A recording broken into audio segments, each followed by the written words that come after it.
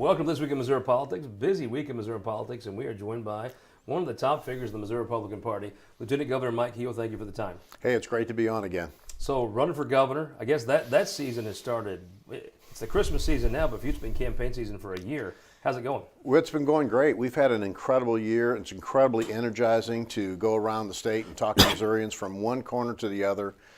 We've picked up a lot of momentum. We've got county coordinators organized. We just got our 18th endorsement from a statewide organization. That's been very humbling, Let's it's list been them. great. I've told them a midweek update.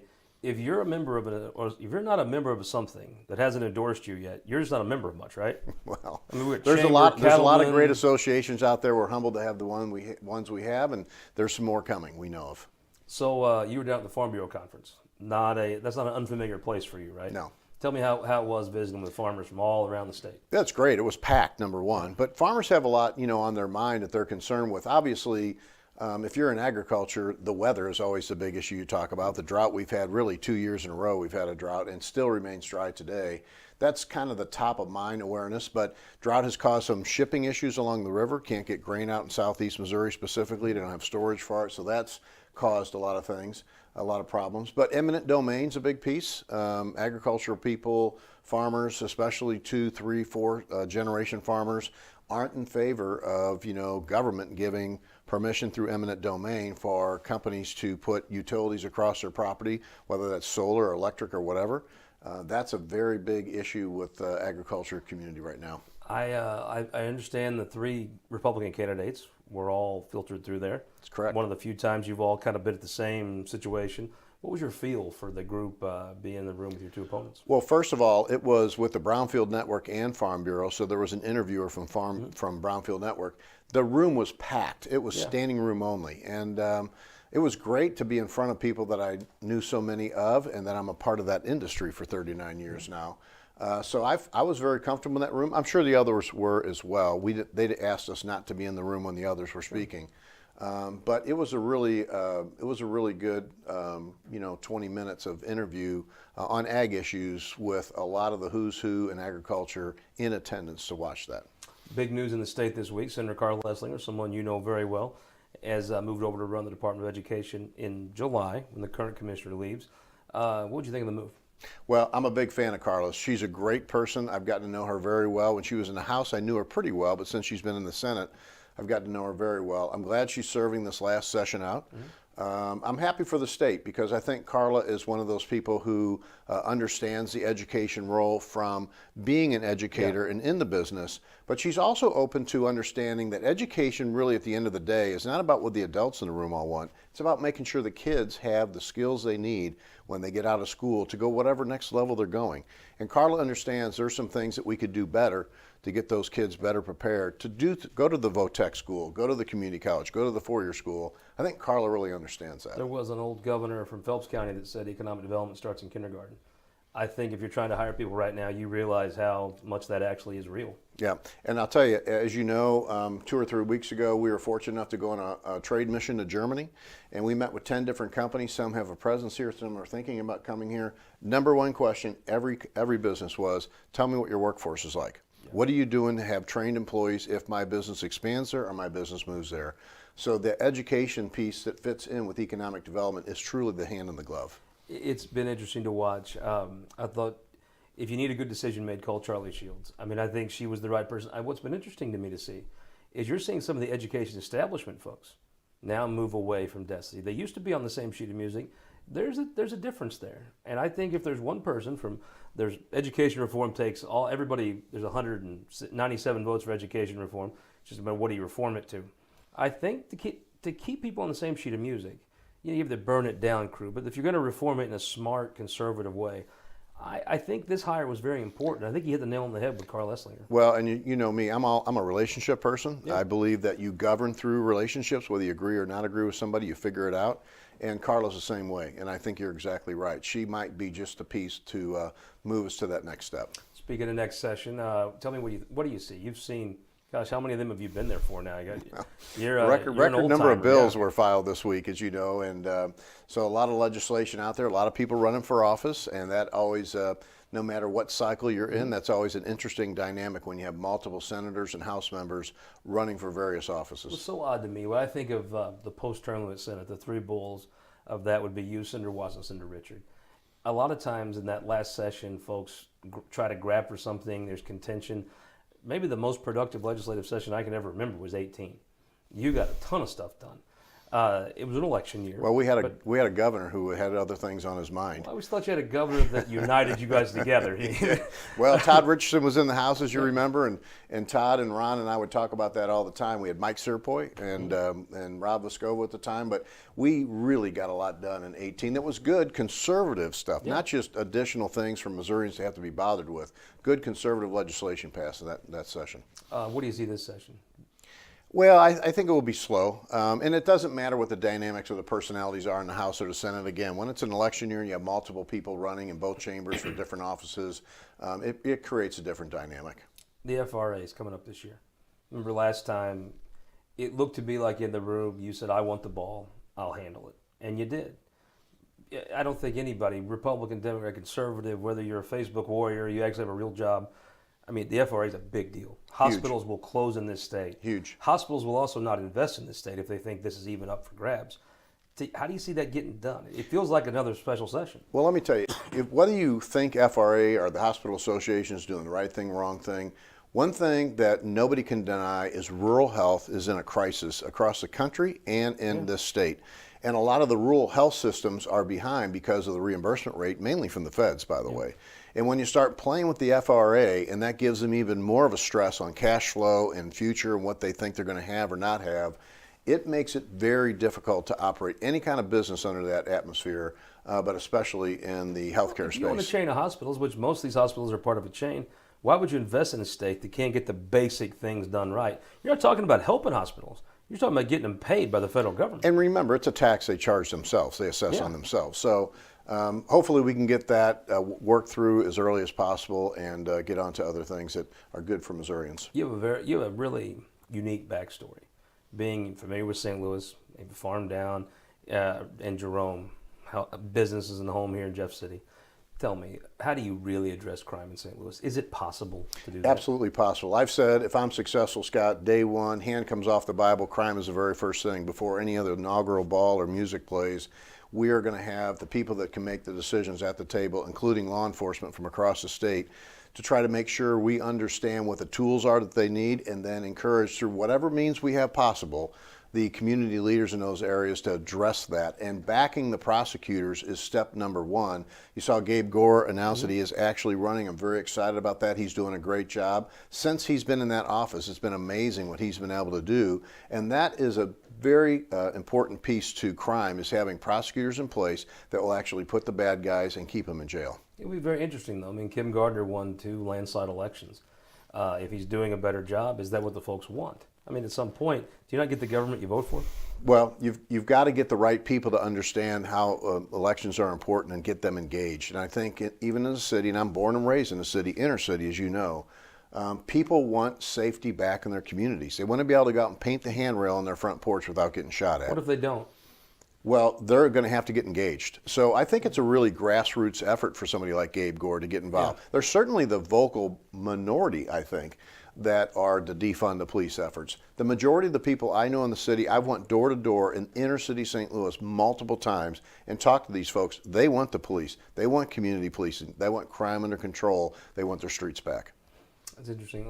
We talk about different things that can help the state. Education reform is, when folks think of you, I think they think of a rural Missouri farmer. You actually look normal on a horse. It doesn't look like a tractor you pose in front of you. That's where I'm most comfortable most days. But education reform is something that is a big deal that you've stepped up and said we need to do. Yeah. It's one of those things like IP reform. Everybody's for some kind of reform. Give me something the state can do that could actually be, that would reform education and produce those better workers that folks ask for. Yeah, well, I'm a big fan of the education savings account that we passed a while back. Andrew Koenig, Curtis Trent, the House at the time was in the House. Several people like that advanced that. I know there's some bills to expand programs similar to that. And also a fan of charter schools. If as long as a charter school is graded and looked at and compared to the same way as the public school that it faces in there. If people have a choice, I think if people have a choice, is my point, competition will solve a lot of problems. And I believe that that's the way in business, and I think that's the way in education. And a rising tide will raise all ships. Explain to someone what an education savings account is that have just heard the acronym, they don't know what that actually means. Well, I mean, it allows individuals who choose to send their children to a private school to have some tax advantages if they were to do that by saving for those opportunities. And it's a limited amount of money, but it is out there for people to take advantage of. It gives a little bit of an advantage for somebody who are choosing private over public. It's not the magic wand that everybody wants, but at least it's a step in the right direction. Interesting. Talk about ag. I mean, it is the biggest economic driver for this state. It feels like sometimes in the Republican Party, you're having the suburban folks basically turn their back on ag. Your governor, can you grab those folks and shake them a little bit and say, hey, this is a big deal? You know what? 4 out of 4 people like to eat. Missouri feeds and clothes the world, and that doesn't matter if you're in Lewis County, McDonald County, or you're in St. Louis County. Agriculture is our #1 industry. Beef does not come from the grocery store aisle. It starts somewhere else. And the more we can do to make sure folks understand what farmers go through, what production agriculture is about, and how important it is for our economy. You know, we're #2 in the United States in family-owned farms at over 95,000 farms. So our ag industry is about a $93 billion industry, and we believe there's almost $25 billion worth of room for growth. So it's an incredible opportunity for Missouri in the future. If you go to a Republican at a Lincoln Day celebration or a Republican Christmas party, they'll name, 10, 15 things they're proud of over the last decade. You've been in the room actually negotiating and getting those things done, almost every single one of them. It seems sometimes like you're cursed by your own success, like you've actually accomplished things, but the folks that were on the outside of the room on Facebook whining get credit. Is it ever frustrating that you've actually done the things and you see the folks that chirping from the sidelines whining about it? You know, I've been very blessed. I don't need to have my name on a bill. I just want to be able to make sure that I help the conversation to move something forward. And again, there's a way to be a very strong conservative, which I believe I am, the way my mother raised me, and govern. A lot of people think it's one or the other. You can be a conservative, have conservative values. Well, it feels that way sometimes. You can. You're a conservative and a loser, or you're a winner and you get shunned. Yeah, well, I think you can do both, and quite frankly, I think Missourians understand that. Missouri is a state with strong family Christian values, hard work ethic. Is the Republican Party still the party of achievers and winners, or are they the just Republican whiners? Party is the party of achievers and winners, and that's why you're going to see a Republican governor in the state 2024. I hope I'm that person. If I'm not, there will be one. You're going to see a Republican governor that's a winner? Yes. Give me what right now. What are you? 8 months away from the election. 343 days from the primary, not that I'm counting. Today, 343 days out. Why should somebody vote for you? Why should they get involved, give you money, put your sign up? Because I'm the person that's going to actually get something done. Like I said, day one, we're going to address crime, we're going to address education reform, agriculture expansion, and economic development. I'm the person in the room who started with nothing and worked hard, like many, many Missourians and people across this country, to achieve the American dream. I understand what it's like to have nothing. I understand what it's like to work hard and work through tough times. And I'm going to make sure that the state continues to go, good or bad times, in a positive direction so we continue to grow and give opportunities for Missourians just like my family had. Governor Mike Kehoe, thank you for joining us. Hope you have a Merry Christmas. Merry Christmas to you and to your listeners. We'll be right back. Jack Cardetti, the Prince of St. James, will join us after this. For more than a century, the St. Louis Carpenters Union has shaped our communities. Through trusted alliances, we deliver skilled professional craftspeople while our business partners provide the kind of quality jobs that keep our economy humming. It's a blueprint that has worked since 1882. Turning Missouri into a right-to-work state stalls progress, wipes out jobs, and kills momentum. Right to work is wrong for everyone. Let's keep Missouri moving forward. Visit carpdc.org to learn more. Data captured by our state-of-the-art monitors helps us pinpoint the timing and location of severe weather more accurately and respond to trouble more quickly. Ameren Missouri's investment in smart technologies like this is one way we're improving reliability and restoring power faster than ever. Responding to trouble before trouble hits. That's energy at work. Ameren, Missouri. Welcome back to Week in Missouri Politics. The Prince of St. James, Phelps County's own Jack Cardetti. Welcome back to the show, sir. Great to be back. Will Wheeler, Chief of Staff to Karla Eslinger, probably the man who's got the busiest phone in Jeff City these days. Welcome to the show. Absolutely. Glad to be on. All right.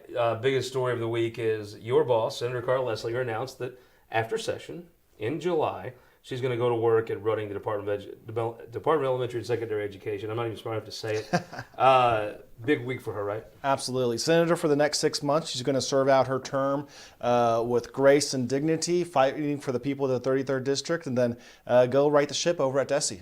All right. How disappointed were you? Absolutely not at all. She's too kind to me. She's been fantastic as a boss, a great senator, and I'm going to finish strong with her. Nice to see good things happen to good people. Jack Cardetti, education has been a very interesting topic. Folks that you would think of on one side or the other aren't. But the one thing that I always thought was the same was you had your establishment education folks and DESE were generally in lockstep. I have seen that divide change more and more and more. Now you have a lot of establishment folks that just want out of DESE, just want to opt out. Yeah. I think this hire could have been one of the last DESE commissioners we knew it if Charlie Shields, the old state senator from the great Northwest, didn't come in with a pretty big pick. I think he may have picked the perfect person to maybe stem that bleeding. Yeah, I think most people think of her as an educator first before they think of her as a politician. Now that she's going back to that, I think that'd be good. But she has a big job to do over there. I mean, if you look at where Missouri, our test scores are, I mean, back in 2009, in the big subjects of 4th and 8th grade math and reading, which is what they do the national report card on, we were top 25 states in all of those. Now we're a bottom 25 states in all 4. So she's got a big job to do when she gets over there. But I think she's the type that can do it. Jack, I think she can mend a lot of the internal issues. But at the end of the day, I mean, if you don't have parents that are engaged, if you're at this map test, everyone dogs it until you try to say, well, what would you replace it with? Nobody can. It's like IP reform. Nobody can say what went with. I don't know that it's doable to change a lot of those things with anybody. Well, look, DESE's fairly stuck in their ways. There are some reforms that they internally could make or whatever that would improve some of this stuff and really help a lot of our classroom teachers out right now because a lot of times they're struggling right now. And it's not just the pandemic. There's other structural problems we have in Missouri. Well, Wheeler, I hear people say we need more, we need to monitor and we need to know what's happening in these classrooms. I hear people say, we need to leave these teachers alone, let them teach. It's a cycle. Sometimes they want more reporting, more testing. Sometimes they want to leave classrooms alone. I'm not saying it's a no-win job, but boy, I mean, it's a tough job. Well, when you're fighting for children, there's always going to be a one there. There's a lot of things that need to happen. And like you said, it's going to begin at the local level. Getting school districts to have their parents more involved, engaging with teachers. I mean, that's what she did when she was a teacher, a principal, a superintendent, bringing everyone to the table, all stakeholders, parents, teachers, and getting them to do what's right for children. But, Will, it's no secret that where the highest levels of income are in the state, the best schools are. That's not just teacher paid. So when your family's making a good chunk of money, you have more time to sit at the kitchen table and work on homework with your kids, which equates to the classroom. Some of this stuff, I wonder if it's not just cultural, that you really couldn't fix at any government bureaucracy. If the culture doesn't change, it's not going to change. I think there's some things that can happen over at the Department of Elementary and Secondary Education to really work on that cultural shift. She has the next 6 months to kind of get together an action plan. That way she hits the ground running. Jack, it seems to me like the waters are troubled in education right now. I don't exactly know what's going to happen, but something's going to end up happening in education policy. Maybe not this year, election year, but when a new governor comes in, you're going to see some kind of legislation that probably actually passes. She's probably the best person they could have got, not just have the burn it down caucus win.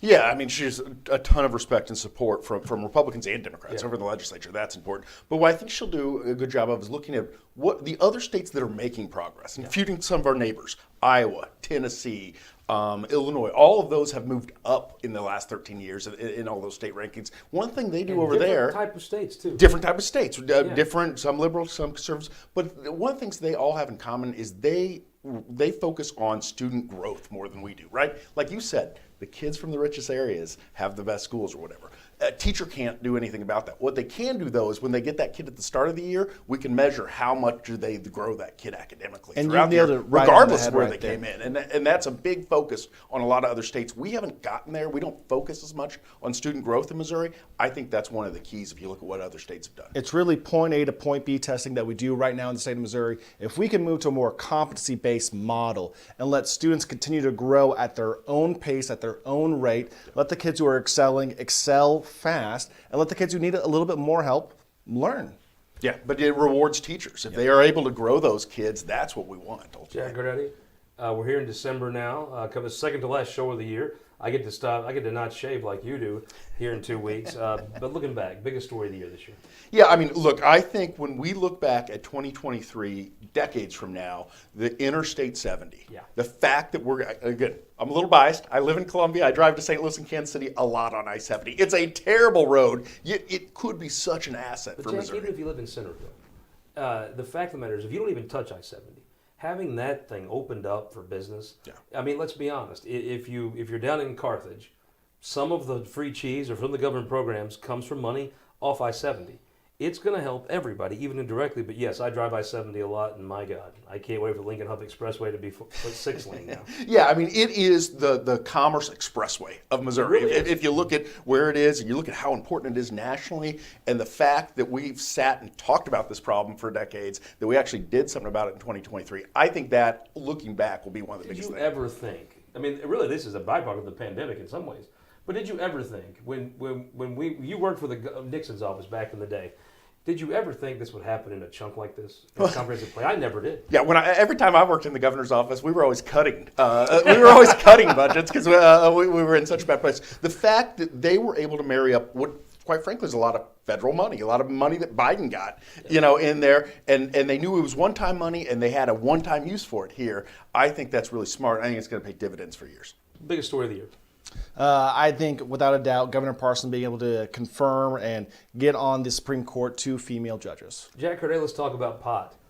Damn, I mean, if it ain't just, you did all that work to get that thing passed, and I tell you, it almost feels like the bureaucracy that was created can't get out of its own way. Yeah, so obviously the Friday will be the 1-year anniversary of legalization of cannabis in Missouri, and you look at what has happened in that time. There are now 18,000 Missourians that work directly in that industry, more than double that was this time of year.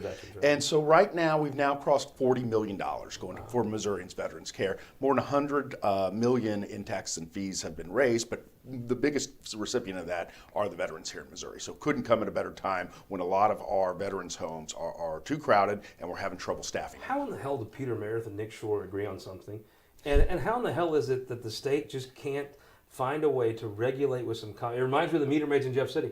You could write a few tickets and accomplish the public policy goal. Yeah. It feels like the system, maybe it isn't broken, but it feels like the regulatory agency is teetering on it. Yeah, so it's a problem we see in government quite often, right? Is there are drives in government to try to produce have a solution that's in search of a problem, right? And a lot of that is going on right now. And what you fear is that it'll slow down. We're on track to have cannabis sales of about $1.3 billion in 2023. And that will come, that will lessen if there's bureaucratic hurdles and people can't actually get product to market. Well, it is weird. When I see Nick Shore and Peter Meredith agreeing on something, I'm like, oh, wait a minute, hold on. What's going on here? They agreed on it, but yet the legislature couldn't get anything done, so it went through the ballot announcing the Constitution. And I think that should be... Is the legislature going to have to fix the thing? Well, they don't have the power to anymore since the Missouri Constitution. And that should be a warning shot to everyone about sports gambling. If the Missouri legislature doesn't get their act together and do something on sports betting, then it's going to be put in our Missouri Constitution. Well, credit to my man who just got married. Congratulations to Kelton Turner, who usually does. If this show looks decent, it's because of him. He has an illegal sports book he's been running. I'm the only one that picked Bama last weekend. So Mike Mahoney, Lincoln Huff, Aaron Baker all owe me, and Kelton owes me money, but I'm going to forgive his as a wedding gift. Yeah. But I do think the legislature going to have to get involved here. You're going to have to start cutting some money, if you even can. You're going to have to do something. I mean, the bureaucracy can't just squelch an industry. Citizens are going to start getting ticked off. Absolutely. And, as Republicans, we've always been an advocate for free markets and letting people do what they want with their own pocketbook. Sometimes. It's time to put our money where our mouth is. It is funny to hear Republicans. They're all for liberty unless you don't do what they want. Then that liberty is not as popular as it was. Jack, tell me next session. I'm not as pessimistic as others, but you do have a lot of folks running, right? Yeah, look, there's an old political conventional wisdom that in even-numbered years, very little gets done in Jeff City. But if you look at how few bills actually came through in 2023, maybe that gets reversed this year. I mean, the elections are starting earlier than ever before, and we saw a lot of that especially in the Senate last year, where you have people positioning themselves for the next election year. So maybe they've gotten that out of their system, and you'll actually see a few things get done this year. The tax cut for seniors, it's just poorly done. It's just a poorly written bill that counties are scratching their heads about. I think maybe the real byproduct is legislative competency of all the fighting. I think so, and I think right now what's happening is people are saying that the Missouri legislature is not going to get something done because they're in a campaign year. Everyone wants to be able to go to their local Lincoln Day and say, I killed this bill, I stopped this from happening. But you know what's even better, Scott? Going to your local Lincoln Day and said, I got this done. So I think there should be some optimism going into the Missouri legislature. People are going to want to be on the campaign trail stumping, saying, I accomplished this. Speaking of Lincoln Day, governor's race, Bill Eigle's on the attack, and he's good at it. I think that Jay Ashcroft could have ran away with this race. It was probably possible, and still the front runner.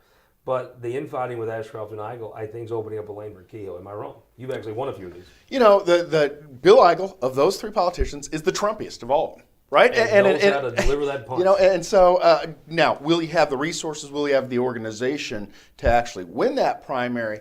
I'm not sure he will, but absolutely. I think he'll have the organization. The resources are definitely a question. Yeah, but again, the thing is, the better he runs, every vote he accrues comes from Jay Ashcroft. At least 5 of 7, right? Yeah, I really do. I mean, I just don't see a lot of Mike Kehoe voters that are going to head to Eigle. I do think there's a possibility that Ashcroft voters migrate over there. Is there any more irony that Mike Kehoe gets elected because of Bill Eigle's attacks?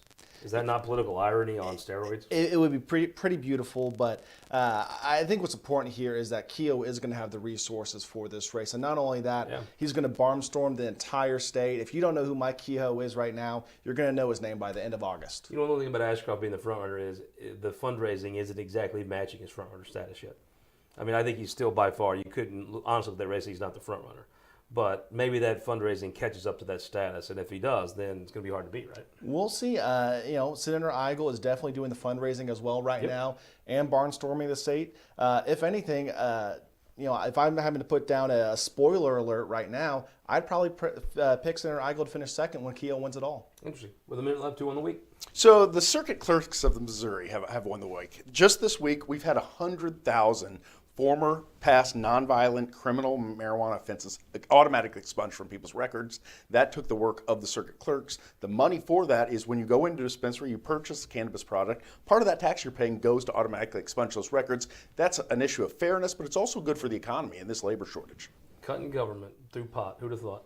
Who won the week? Absolutely, the children and student of Missouri. They're getting a leader in Senator Eslinger over at DESE who cares about kids at every step of her public educator career as a teacher, principal, superintendent. She's always done what's right by children. Hell of a choice by Charlie Shields and that board. Absolutely. Great job.